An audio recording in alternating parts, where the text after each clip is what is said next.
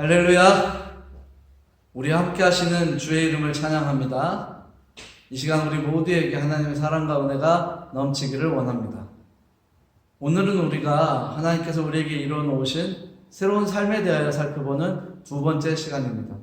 오늘 저는 여러분들과 함께 마태복음 6장 25절에서 34절의 말씀을 가지고 새로운 삶을 사는 지혜라는 주제의 말씀을 나누려고 합니다. 지난 시간에 우리는 우리의 믿음이 어떻게 고백되어야 하는지에 대해서 살펴보았습니다. 저와 여러분의 믿음이 고백되어질 때 자신의 의의를 나타내는 것이 아니라 우리에게 새로운 삶을 허락하신 하나님의 사랑과 그 은혜를 높이는 것이 되어야 한다는 것을 알게 되었습니다. 우리의 믿음이 이렇게 고백되어질 때 우리의 모습은, 우리의 믿음은 물처럼 연약하지만 새보다 단단하고 강한 믿음을 갖을 수 있고, 또 그런 믿음의 고백이 나타날 때 우리에게 새로운 삶을 허락하신 하나님의 은혜를 더 풍성하게 누릴 수 있다는 것을 살펴보았습니다. 오늘은 우리에게 이루어진 새로운 삶을 어떻게 더 잘 누릴 수 있는지, 그 지혜는 무엇인지에 대해서 살펴보려고 합니다. 말씀을 통해서 우리에게 남아있는 예전의 낡은 습관을 버릴 수 있게 되기를 바랍니다. 그리고 말씀을 통해서 얻게 되는 새로운 삶의 지혜가 우리의 삶을 더 풍요롭게 만들어주기를 바랍니다. 아주 오래전에 있었던 이야기 하나를 소개하겠습니다. 태평양 전쟁이 일본의 패망으로 끝난 건 우리 모두가 알고 있는 사실입니다. 하지만 한 명만이 29년 동안 외로이 필리핀 루방섬에서 태평양 전쟁을 치른 사람이 있습니다. 그 사람은 일본군 정보장교였던 오노다 히로시입니다. 그 사람은 22살의 나이에 필리핀 루방섬으로 파견을 명받았습니다. 그리고 자신에게 명을 내린 사람이 절대 항복하지도 말고 죽지도 자살하지도 말라라는 명령을 내렸습니다. 때문에 그는 혼자서 29년이라는 세월을 정글 속에서 외로운 전투를 진행해야만 했습니다. 태평양 전쟁이 끝나고 사람들이 그에게 일본이 졌다, 전쟁은 끝났다, 그러니까 나와라 이야기를 했지만 오노다 히로시는 그 말을 믿지 않았습니다. 왜냐하면 자신에게 내린 명령을 그는 지키고 있었기 때문에 그렇습니다. 그래서 29년이 지난 때에 자신에게 최후의 명령을 내렸던 그 직속상관이 와서 오노다 히로시에게 이제 항복하고 투항해라 라는 명령을 내리자 그는 정글에서 나왔다고 합니다. 사람들은 이 한 사람에 대해서 평가를 내릴 때 여러 가지 평가를 내립니다. 어떤 사람은 군인으로서 주어진 명령에 충실했다라고 평가하기도 합니다. 그러나 대부분의 사람들은 그의 모습을 어리석다라고 평가합니다. 혼자서 고집을 피우며 외롭게 전투를 진행한 것이 올바르지 못했다라는 것이죠. 오노다 히로시도 자서전을 통해서 자신의 선택이 잘못되었다라는 것을 알고 후회했다라고 말씀하고 있습니다. 그는 자서전에서 자살을 생각하기도 했다라고 이야기도 합니다. 그런데요, 이런 안타까운 사실이 우리 주변에도 많이 일어나고 있다라는 사실입니다. 복음에 나타난 하나님의 능력으로 새로운 삶을 살 수 있는 진리가 선포되었지만 많은 사람들이 그것을 알지 못합니다. 주의 은혜로 이루어진 새로운 삶의 비밀을 알고 있는 그리스도인들 속에서도 오노다 히로시와 같은 외로운 싸움을 벌이고 있는 사람들이 있습니다. 복음을 알지 못하는 사람들도 안타깝지만 복음의 은혜를 알면서도 외로운 싸움을 살고 있는 그리스도인들이 저는 더 안타깝다라고 생각합니다. 왜냐하면 그들은 복음에 나타난 하나님의 능력을 경험하고 알고 있음에도 여전히 자신만의 싸움을 진행하고 있기 때문에 그렇습니다. 그러면 한번 생각해 봅시다. 왜 우리들에게 외로운 싸움이 지속되고 있느냐라는 것입니다. 하나님은 분명히 우리에게 새로운 삶을 허락하셨고 새로운 삶의 기쁨과 풍성한 생명의 기쁨을 허락하셨지만 많은 그리스도인들이 그것을 누리지 못하고 있습니다. 도대체 무엇 때문에 우리 가운데 그런 일이 나타나느냐라는 것입니다. 성경의 말씀을 정리해보면 의심과 염려 때문이라는 것을 알 수 있습니다. 우리가 하나님의 은혜로 이루어진 새로운 삶의 기쁨을 온전하게 누리지 못하는 가장 큰 이유는 의심과 염려라는 것입니다. 예수님은요 분명히 선포하셨습니다. 마태복음 11장 28절의 말씀입니다. 수고하고 무거운 짐진 자들아 다 내게 오라. 내가 너희를 쉬게 하겠다라는 것입니다. 그런데 우리는 이 말씀을 듣고 주님 앞에 나와서 하나님의 은혜로 그리스도의 피값으로 구원을 받아 기쁨과 새로운 삶의 소망을 가지고 있습니다. 그럼에도 불구하고 우리 가운데 어떤 생각이 있냐면, 정말일까? 나 같은 사람도 다른 것은 필요 없을까? 라는 의심들이 남아있게 됩니다. 때문에 많은 그리스도인들은요, 새로운 삶의 기쁨과 평안을 온전하게 누리지 못하고 있습니다. 오늘 저와 여러분들이 나눈 말씀은 예수님께서 제자들에게 가르치신 말씀입니다. 새로운 삶의 지혜를 가르치시고 또 그들에게 주어진 사명을 온전하게 감당하게 하시려고 이 말씀을 선포하셨던 것입니다. 말씀을 선포하면서 예수님께서 제자들에게 가르치는 내용 중에 가장 핵심이 뭐냐면 의심과 염려를 버리라는 것입니다. 우리가 함께 읽은 25절과 26절을 주목해 보십시오. 그러므로 내가 너희에게 이르노니 목숨을 위하여 무엇을 먹을까 무엇을 마실까 몸을 위하여 무엇을 입을까 염려하지 말라. 목숨이 음식보다 중하지 아니하며 몸이 의복보다 중하지 아니하냐. 공중의 새를 보라. 심지도 않고 거두지도 않고 창고에 모아들이지도 아니하되 너희 하늘 아버지께서 기르시나니 너희는 이것들보다 귀하지 아니하느냐라는 것입니다. 주님은 분명히 제자들에게 의심과 염려를 버리라고 말했습니다. 하지만 제자들은 그러지 못했고, 그러지 못한 제자들에게는 항상 두 마음이 남게 되었습니다. 이 두 마음은 제자들뿐만 아니라 오늘 우리에게도 존재하고 있는 것입니다. 그런데요, 성경은요, 우리에게 두 마음이 있을 때 아무것도 얻을 수 없게 된다라고 경고하고 있습니다. 야고보서 1장 5절에서 8절의 말씀인데요, 특별히 6절의 말씀에 보면 이렇습니다. 오직 믿음으로 구하고 조금 더 의심하지 말라. 의심하는 자는 마치 바람에 밀려 요동하는 바닷물결 같다라는 것입니다. 그런데 8절의 말씀에 보면요, 두 마음을 품어 모든 일에 정함이 없는 자로다. 아무것도 얻지 못한다는 거예요. 의심과 염려가 있다라면요. 때문에 예수님께서는 제자들에게 의심과 염려를 갖지 마라. 하나님 너희를 귀하게 여기시기 때문에 너희가 한 마음을 갖게 된다면 하나님이 예비하신 풍성한 기쁨을 누릴 수 있다라고 말씀하시는 겁니다. 아까 잠깐 설명드렸던 루팡섬에서 외로운 싸움을 진행하고 있었던 오노다 히로시와 같은 모습이 오늘 우리들에게 존재할 수 있습니다. 이 외로운 싸움을 진행하고 있는 사람들에게는요, 믿음의 성숙이 존재하지 않습니다. 또 하나님의 은혜를 풍성하게 경험하는 삶의 모습도 보이지 않습니다. 때문에 우리는요, 의심과 염려보다는 믿음을 가지고 하나님께서 이루어 놓으신 새로운 삶의 기쁨과 은혜를 풍성하게 누릴 수 있어야만 합니다. 자, 그러면 한번 말씀 속으로 들어가 봅시다. 어떻게 해야 하나님의 은혜를 우리가 풍성하게 누릴 수 있느냐라는 것입니다.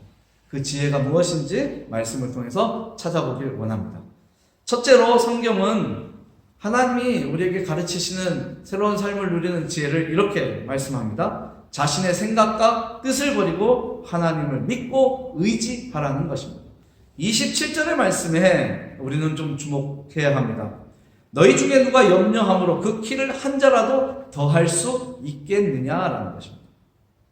요즘 저의 기도 제목 가운데 하나가 우리 막내를 160 이상으로 키우는 것입니다. 저도 작고 제 아내도 키가 작지 않습니까? 그래서 우리 막내만큼은 제 키가 자기 키가 조금 한 160 이상 돼서 조금 그래도 크다라는 소리를 듣게 하고 싶어요. 근데 이게 제 생각대로 될까요?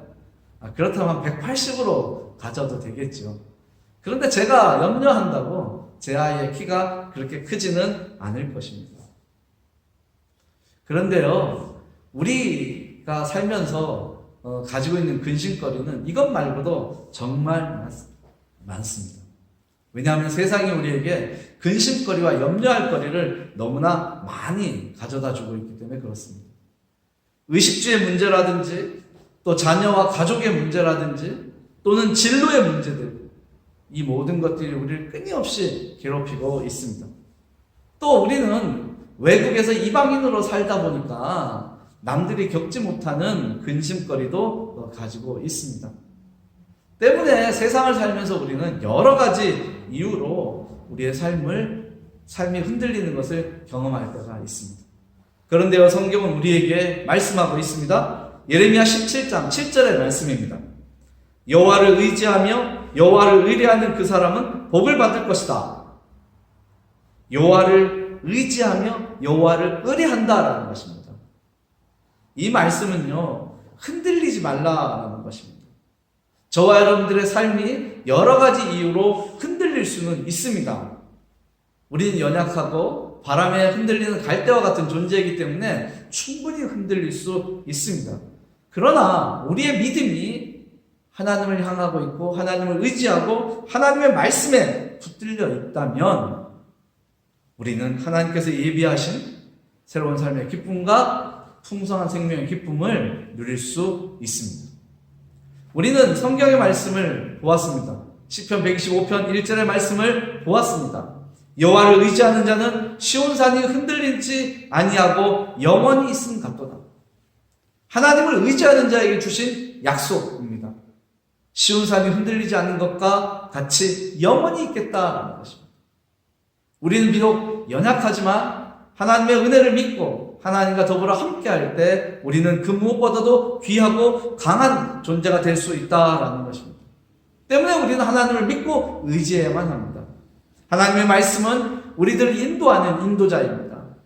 우리의 길이요 우리의 빛이신 하나님의 말씀에 붙들리는 저와 여러분 되기를 축복합니다. 내 생각이 내가 가진 것이 옳다라고 주장하는 것은 자만입니다. 그런데 이 자만으로는 아무것도 얻을 수가 없습니다. 우리는 무엇보다도 연약한 존재이기 때문에 하나님이 필요합니다. 하나님의 말씀이 필요하고 하나님의 은혜가 필요하고 하나님의 인도하심이 필요합니다. 이 시간 자신의 뜻과 생각보다는 하나님의 말씀을 믿고 의지하는 저와 여러분이 되기를 바랍니다. 그래서 하나님이 예비하신 새로운 삶의 기쁨을 풍성하게 누리기를 바랍니다. 자, 이제 두 번째를 살펴보겠습니다. 하나님의 은혜로 시작된 새로운 삶의 기쁨을 더욱 풍성하게 누릴 수 있는 지혜가 무엇이냐라는 것입니다. 우리는 30절의 말씀을 통해서 그 답을 찾을 수 있습니다. 30절의 말씀을 함께 보겠습니다. 오늘 있다가 내일 아궁이에 던져지는 들풀도 하나님이 이렇게 입히시거늘 하물며 너희일까 보냐 믿음이 작은 자들아. 이 말씀을 통해서 우리가 얻을 수 있는 두 번째 지혜는요, 자신의 존재를 귀하게 여기는 것입니다. 사람이 지나친 염려와 의심에 빠지는 이유는 여러 가지가 있습니다. 그런데요, 그 중에 가장 큰 것은 뭐냐면 주체할 수 없는 욕망 때문입니다. 그리고 또 한 가지가 있다면 그것은 자신의 가치를 모르는 거예요. 자신의 존재감, 자존감이 부족하기 때문에 나타나는 것입니다. 특히 이 자신의 존재를, 그 자존감이 낮은 사람들은요, 하나님의 은혜로 시작된 새로운 삶의 가치도 잊어버리고 새로운 삶의 기쁨도 온전하게 누리지 못하는 원인을 갖게 됩니다. 때문에 우리는요, 자신이 하나님의 은혜로 완전히 새로운 피조물이 되었다는 사실을 기억해야 합니다. 그리고 그것을 고백해야 합니다. 그리고 그런 자존감을 가지고 세상을 살아야 하는 줄 믿습니다. 로마서 8장 15절의 말씀에 보면 너희는 다시 무서워하는 종의 영을 받지 아니하고 양자의 영을 받았으므로 우리가 아빠 아버지라고 부르짖느니라. 우리는요, 하나님을 향해서 아빠, 아버지 이렇게 부른다는 거예요. 때문에 하나님을 무서워하는 것이 아니라 하나님과 아주 친밀하게 가까워지고 하나님과 친밀하게 동행할 수 있다라는 사실입니다. 하나님은요, 우리를 그 무엇보다도 귀하게 여기시는 줄 믿습니다. 에베소서 2장 10절의 말씀을 보면요, 우리는 하나님이 지으신 작품이라고 소개합니다. 하나님이 우리를 만드셨다라는 거죠. 근데 이 만드셨다라는 단어는요, 걸작이라는 것입니다. 저와 여러분은요, 세상의 그 무엇과도 비교할 수 없는 가장 위대한 작품이라는 거예요. 하나님이 그렇게 만드셨다라는 것입니다. 그런데 우리 스스로를 그렇게 여기지 않아요. 하나님은 우리를 걸작으로 만드셨는데 우리는 우리 스스로의 가치를 저 바닥으로 떨어뜨리고 있다라는 것입니다. 이제 우리에게서는 이런 모습이 사라져야 되는 줄 믿습니다. 성령께서 말할 수 없는 탄식으로 우리를 위하여 친히 간구하시고 하나님께서 시험당할 쯤에 우리를 위해서 피할 길을 내시는 이유가 무엇이겠습니까? 그것은 하나님이 우리를 귀하게 여기시고 아주 특별한 보물로 만들어 주셨기 때문인 줄 믿습니다. 우리에게 필요한 것은요, 믿음으로 그것을 받아들이는 거예요. 믿음으로 새로운 삶을 경험하는 거예요. 하나님이 나 자신을 새롭게 만드셨다는 그 존재감을 높이는 것입니다.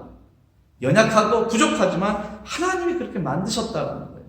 때문에 나는 걸작이요, 나는 하나님의 특별한 보물이다라는 사실을 여러분들이 외치고 고백할 수 있어야만 합니다. 앞으로는 여러분의 모습 가운데 믿음으로 그리스도 안에서 새로워진 삶의 모습을 자랑하는 모습만 보이기를 원합니다. 그리고 그런 모습으로 세상에 나아가 하나님께서 예비하신 새로운 삶의 기쁨을 고백하시는 여러분 되기를 축복합니다. 이제는 마지막으로 오늘의 말씀을 통해서 얻게 되는 지혜를 살펴보려고 합니다. 33절의 말씀을 주목합니다. 33절의 말씀 우리 한번 읽어볼까요? 그런즉 너희는 먼저 그의 나라와 그의 의를 구하라. 그리하면 이 모든 것을 너희에게 더하시리라. 이 말씀을 통해서 우리가 발견할 수 있는 지혜는요, 땅에 있는 것이 아니라 하늘에 속한 것을 찾는 것입니다. 마지막으로 우리가 새로운 삶의 기쁨을 누릴 수 있는 지혜를 얻는 것인데요, 그것은 바로 땅에 있는 것이 아니라 하늘에 있는 것을 찾아야 한다라는 것입니다. 예수님께서는 제자들에게, 그리고 이 시간 저와 여러분들에게 말씀하고 있습니다. 그의 나라와 그의 의를 구하라. 그의 나라와 그의 의를 구하라 라는 것입니다. 조금 전에도 말씀드렸지만 저와 여러분들은 하나님의 은혜로 새로운 피조물이 되었습니다. 걸작이 되었고 아주 특별한 보물이 되었습니다. 그런데요, 그런 걸작의 모습으로 특별한 보물이 된 가치를 자기 자랑을 위해서 사용해서는 안 된다라는 것입니다. 하나님이 나를 걸작으로 만드시고 하나님이 나를 특별한 보물로 만드신 것은 하나님의 나라의 영광을 드러내기 위해서라는 사실을 기억하시기 바랍니다. 우리는 그것을 실현할 수 있는 방법을 알고 있어야만 합니다. 그런데 문제는요, 이것이 서로가 다르다는 거예요. 하나님이 나를 특별한 걸작으로 만드셨고 특별한 보물로 만드셨지만 그것을 세상 가운데서 나타낼 수 있는 방법은 여러분 각자의 삶의 자리가 다르기 때문에 그 방법도 다를 수 있다라는 거예요.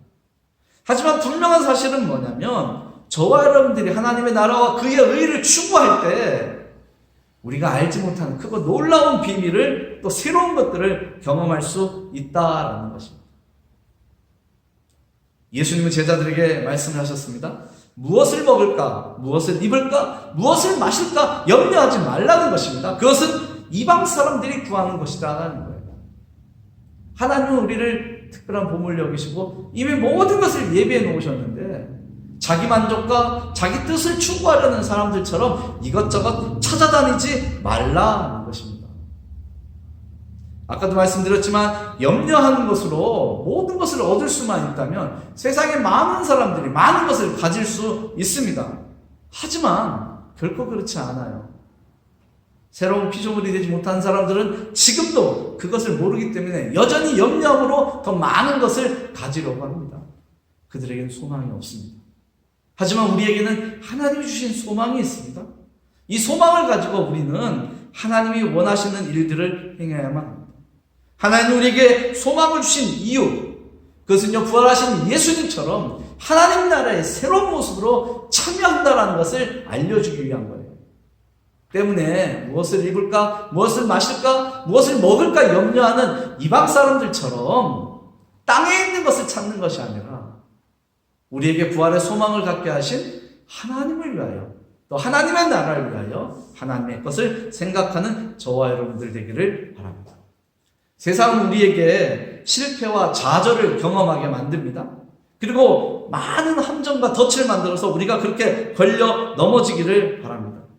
하지만 저와 여러분이 그리스도 예수를 따르며 땅의 것이 아니라 하늘의 것을 찾는다면 하나님이 예비하신 새로운 삶의 기쁨과 평안은 더욱 풍성하게 누리게 될 줄 믿습니다. 이제 오늘의 말씀을 정리하겠습니다. 우리는 세상에서 외로운 싸움을 혼자 진행하는 사람들이 아닙니다. 우리가 살아가는 삶의 자리는 외로운 루팡섬이 아니에요. 그렇기 때문에 우리는 이 시간에 오노다 히로시 같이 외로운 전투를 혼자 벌여서는 절대 안 됩니다. 우리는 세상을 이기신 예수를 믿고 따르는 사람입니다. 예수님처럼 부활의 소망을 가지고 하나님이 예비하신 새로운 땅을 향해 나아가고 있는 사람들인 줄 믿습니다. 또 지금 이 순간 우리는 하나님께서 예비하신 새로운 삶의 기쁨을 누릴 수 있는 사람들입니다. 그리고 이러한 걸음을 혼자 걷는 것이 아니라 믿음의 형제자매들과 함께 그 길을 가고 있습니다. 우리는 함께 믿음의 진보를 경험하고 있고 하나님의 은혜를 함께 나눌 수 있습니다. 성령께서는요, 우리와 함께 하십니다. 그리고 우리가 새로운 삶의 가치를 가지고 그것을 선포하고 보여주고 고백할 수 있도록 우리를 돕고 계십니다. 세상이 주는 염려와 의심, 그리고 자신의 의지를 버리고 하나님께 모든 것을 맡기는 것, 하나님의 은혜로 새로워진 자신의 가치를 발견하고 귀하게 여기는 것, 땅에 있는 것이 아니라 하늘에 속한 것을 찾는 것이 새로운 삶을 살아가는 지혜입니다. 내 생각과 내 의지를 가지고 땅에 있는 것을 찾으려고 할 땐 아무것도 구할 수 없다라는 사실을 기억하시기 바랍니다. 주님은 제자들에게 이야기했습니다. 너희는 그 무엇보다도 귀하다. 하나님은 우리를 귀한 존재로 만드시기 위하여 독생자 예수를 세상에 보내신 줄 믿습니다. 우리는 그분을 믿음으로 구원받았고 새로운 삶을 시작하였습니다. 이제 우리에게 주어진 새로운 삶의 지혜를 가지고 하나님께서 예비해 놓으신 새로운 삶의 기쁨과 풍성한 생명을 기쁨을 누리시기 바랍니다. 그것이 하나님이 저와 여러분들을 통해 얻고자 하는 모습입니다. 이제 우리의 삶의 모습이 하나님의 기쁨이 되기를 원합니다. 저와 여러분들의 삶의 모습이 하나님이 주시는 평안을 온전하게 누리기를 원합니다. 말씀을 통해서 얻게 된 새로운 삶의 지혜를 가지고 세상에 나아가십시오. 그리고 당당하게 살아가십시오. 하나님이 예비하신 삶의 기쁨이 여러분들과 함께할 줄 믿습니다. 오늘 나눈 말씀을 통해 저와 여러분들에게 주어진 새로운 삶이 또 새로운 삶의 지혜로 인하여 더 풍성해지기를 주님의 이름으로 축복합니다. 기도하겠습니다. 참 좋으신 하나님 감사합니다. 주께서 오늘 우리와 함께 하셔서 귀한 말씀을 주셨고 또 그 말씀을 통해서 우리가 새로운 삶을 살아가는 지혜를 얻게 하신 줄 믿습니다. 하나님, 말씀을 통해서 얻게 된 그 지혜들이 우리의 삶을 더 풍성하게 만들 수 있도록 인도하여 주옵소서. 나 자신의 의 또 내 모습을 드러내는 것이 아니라 하나님의 영광을 위하여 내 자신의 모습보다 하나님의 생각을 기억하고 또 하나님의 말씀을 따르고 하나님의 것을 먼저 바라보는 저희들 되도록 인도하여 주옵소서. 이제 세상을 향해 나아가는 한 걸음 한 걸음을 지키시고 인도하여 주옵소서. 저들의 삶의 자리를 예비하여 주시고 저들의 삶의 자리가 하나님의 영광을 드러내는 삶의 자리가 될 수 있도록 축복하여 주옵소서. 부족한 걸음이 아니라 주님과 함께 당당하게 걷는 거리가 될 수 있도록 하시고 또 주님과 함께 살아가는 삶의 모습이 고백되는 현장이 되도록 축복하여 주옵소서. 저들의 일터와 저들의 가정과 저들의 삶을 지키시고 인도하여 주옵소서. 예수님의 이름으로 기도하였습니다. 아멘.